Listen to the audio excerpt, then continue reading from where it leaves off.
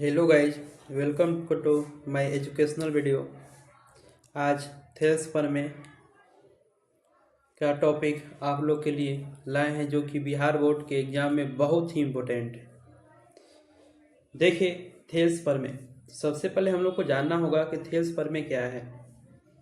तो थेल्स पर में यदि किसी त्रिभुज की एक भुजा के समानांतर एक रेखा खींची जाए तो अन्य दो भुजाएं एक ही अनुपात में विभाजित हो जाती हैं। तो देखिए, यहाँ जो BC है ना, हम लोग माने हैं यहाँ जो BC है, इस BC के समानांतर यदि DE हो, रेखा BC के समानांतर DE हो, तो ये जो रेख बन रहा है AD और DB और AE और EC, ये समान अनुपात में विभाजित हो जानी चाहिए, यही कह रहा है ना।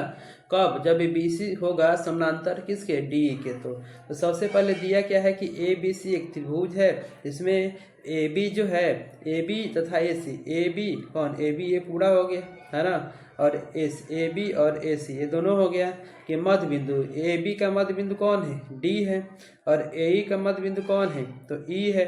AC का मध्य बिंदु E। तो कह रहा है कि और क्या है? D जो है, ये जो AE है, D है, ये BC के समानांतर है ना। ये जो D है BC क्या है? समानांतर है। AB दिया हुआ है, समझ में आया ना।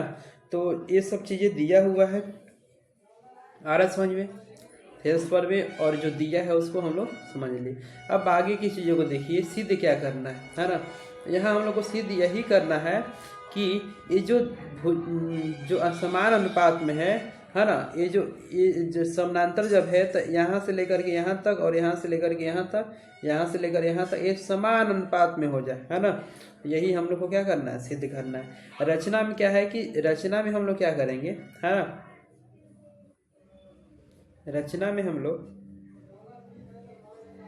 क्या करेंगे कि ये जो देख रहे हैं D को हम लोग C से मिला देंगे और B को E से मिला देंगे, है ना। ये D को C से और B को E से मिला देंगे, समझ में आ रहा है। और क्या करेंगे हम लोग कि जो है D से हम लोग M पर लंब डाल देंगे, है ना। D से M तक AE पर लंब डाल देंगे और E से N तक जो है AD पर लंब डाल देंगे, है ना। यही हम लोग करेंगे, समझ में आया? आ रहा समझ में? कोई दिक्कत नहीं है। तो देखिए, तो हम लोग लिखेंगे D को C से तथा B को E से जोड़िए और DN लंब AE और EN लंब AD, जो कि फिगर में आप लोगों को दिखाया गया है, किया गया है ना। अब हम लोग प्रमाण में जा करके क्या करेंगे कि सबसे पहले जाएंगे एक इस त्रिभुज में ADE में जाएंगे, है ना, या ADE में। एक त्रिभुज हो गया, दूसरा त्रिभुज कौन है? तो A वाला है, एक त्रिभुज ये है ना। इन दोनों त्रिभुज में जाएंगे, तो इस दोनों त्रिभुज में जाएंगे तो त्रिभुज का क्षेत्रफल क्या होता है? 1/2 आधार गुने ऊंचाई, है ना। 1/2 आधार गुने ऊंचाई, तो त्रिभुज दोनों में चले गए हम लोग। और यहाँ पर जो है 1/2 आधार का काम देखिए, इसमें आधार का जो काम कर रहा है वो AD कर रहा है ना। त्रिभुज AD में आधार का काम कौन कर रहा है? AD, है ना। देखिए, यहाँ आधार का काम AD कर रहा है, AD, है ना, ये AD, तो यहाँ AD हो गया। और लंब का काम कौन कर रहा है? तो EN कर रहा है। कौन EN है? ये EN है, यही काम कर रहा है ना। आ रहा समझ में? कोई दिक्कत? अब देखिए नीचे वाला त्रिभुज BD में B देखिए BD का है, BDE यही है ना। BD यही त्रिभुज है। इसमें देखिए लंब आधार कौन है? तो BD है। आधार कौन है? देखिए आधार कौन है? BD, ये BD आधार है ना, तो BD हो गया। और इसके लिए लंब कौन होगा? तो यही लंब का काम करेगा। कौन? EN ही लंब का काम करेगा। आ रहा समझ में? कोई दिक्कत? ये चीज़ें क्लियर हो गया? इसमें कोई प्रॉब्लम? तो ये क्या होगा? 1/2 कैंसिल, और EN बराबर है तो कैंसिल, क्या बच्चा? तो एक दोनों त्रिभुज के क्षेत्रफल के बराबर क्या होगा? AD/BD। यहाँ तक किसी को प्रॉब्लम है तो बोलिए, नहीं है ना। आगे देखिए, आगे हम लोग क्या करेंगे, फिर से जिस तरह से हम लोग यहाँ पर इस त्रिभुज में, दोनों त्रिभुज में जा करके किए हैं, उसी तरह से अगला त्रिभुज में जाएंगे। किस त्रिभुज में? ADE में। देखिए ADE में क्या है, तो देखिए सबसे पहले यहाँ हम लोग मिटा दे इसको, है ना। ADE यही ADE है ना। फिर CDE, ये दोनों त्रिभुज में जाएंगे हम लोग, है ना। तो सेम प्रोसेस होगा, दोनों त्रिभुज में जाएंगे जब, तो वही 1/2 आधार गुने ऊंचाई वाली चीज़ें अपनाएंगे हम लोग, है ना। तो इसमें देखिए यहाँ पर समझिए आकृति में आकृति मिट गया है, 1 मिनट।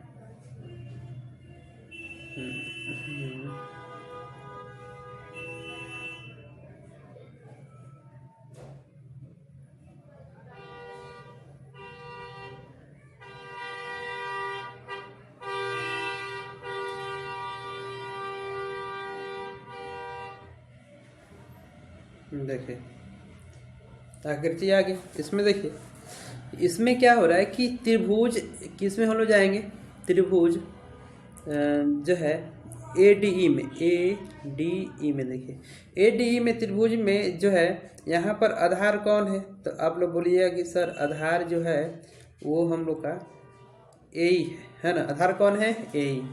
तो AE, 1 मिनट,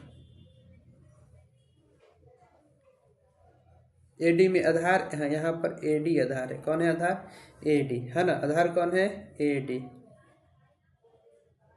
नहीं, 1 मिनट, ये सॉरी, ये चीज़ यहाँ हम इस आकृति को यहाँ भी लेकर के समझाने चाह रहे हैं। चलिए ठीक है, इसको यहाँ पर भी एक आकृति लगा दे रहे हैं, उस वही वाला।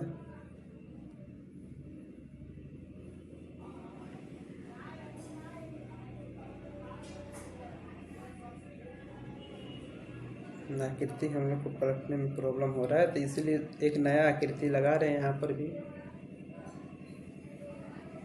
देखिए है ना, हाँ देखिए इसमें देखिए क्या है कि ADE और CDE में हम लोग गए हैं। तो ADE के लिए यहाँ पर जो AE है लंब का काम कर, आधार का काम AE कर रहा है, और लंब का काम DM कर रहा है, DM है ना। तो AE बटा में DM।